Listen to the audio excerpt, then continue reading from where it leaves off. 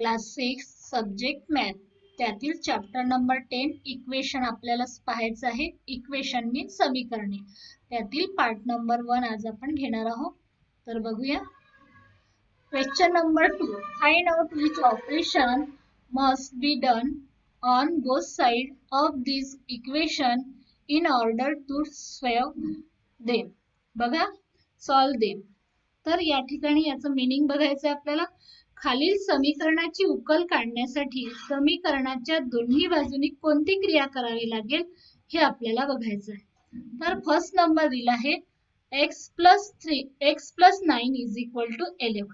बघा या ठिकाणी प्लस साइन आहे, म्हणजेच आपल्याला इक्वेशन सॉल्व करताना सबट्रॅक्शन यूज करायचं आहे.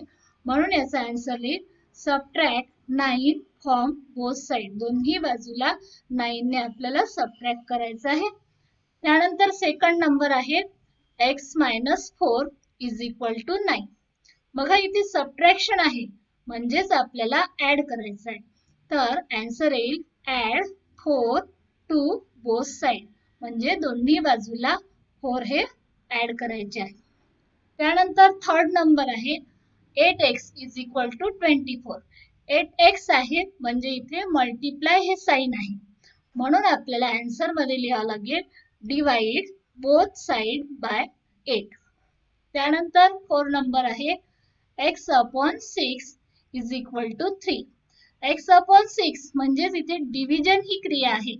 म्हणून आपल्याला आन्सर मध्ये लिहावं लागेल मल्टिपल बोथ साइड बाय 6. अशा प्रकारे ऑपरेशन मध्ये आन्सर इक्वेशनचं काढताना या क्रियांचा उपयोग करायचा आहे.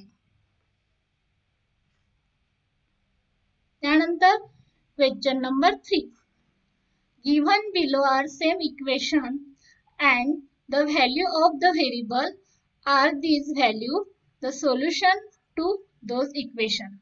म्हणजे बघा याचं मीनिंग काय होईल. काही समीकरणे आपल्याला दिलेली आहे आणि त्यातील चलांच्या वेगवेगळ्या किमती सुद्धा दिलेल्या आहेत. त्या किमती दिलेल्या समीकरणाची उकल आहे काय हे आपल्याला ठरवायचं आहे.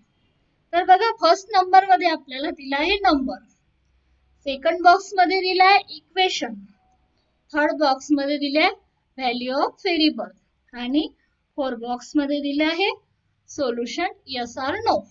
म्हणजेच बघा इक्वेशन मीन्स समीकरणे. आपल्याला वेगवेगळी समीकरणे दिलेली आहे. नंतरच्या बॉक्स मध्ये दिले आहे व्हॅल्यू ऑफ व्हेरिएबल, म्हणजे चलांच्या वेगवेगळ्या किमती दिल्या आहेत. आणि नंतर लास्ट बॉक्स मध्ये दिला आहे सोल्युशन, म्हणजे समीकरणाची उकल ती आहे किंवा नाही हे आपल्याला शोधायचं आहे. तर बघा फर्स्ट नंबर y - 3 = 11 आहे. तर y च्या जागी आपल्याला व्हॅल्यू दिली आहे 3. आता आपण 3 जर नंबर y च्या ठिकाणी ठेवला तर काय होईल 3 - 3 = 0. परंतु आन्सर मध्ये आपल्याला 11 दिले आहे, म्हणून आपल्या सोल्युशन मध्ये आन्सर काय नो. त्यानंतर सेकंड नंबर आहे 17 = n + 7 आणि n ची व्हॅल्यू काय दिली आहे 10. बघा n + 7 जर आपण आन्सर काढला तर काय 17, म्हणजे हे आन्सर कसं आहे इक्वल आहे. लेफ्ट साइड आणि राइट साइड इक्वल होतं, म्हणून आपल्याला सोल्युशन मध्ये काय लिहावं लागेल यस. त्यानंतर थर्ड नंबर बघा 30 = 5x. आता x ची व्हॅल्यू काय दिली आहे 6. 5 × 6 जर आपण केलं तर काय होईल 5 × 6 = 30, म्हणजे लेफ्ट साइड आणि राइट साइड काय होईल इक्वल होईल, व्हॅल्यू सेम होईल दोन्ही साइडची. म्हणून आपल्याला आन्सर इथे काय यस. त्यानंतर 4 नंबर बघा m/2 = 14. आता बघा या ठिकाणी m ची व्हॅल्यू काय दिली आहे 7. 7 ला जर आपण 2 ने डिवाइड केलं तर आन्सर काय 3.5. मग ही व्हॅल्यू लेफ्ट साइड आणि राइट साइड इक्वल येणार नाही, म्हणून आपला आन्सर काय नो. अशा प्रकारे आपल्याला आन्सर शोधायचे.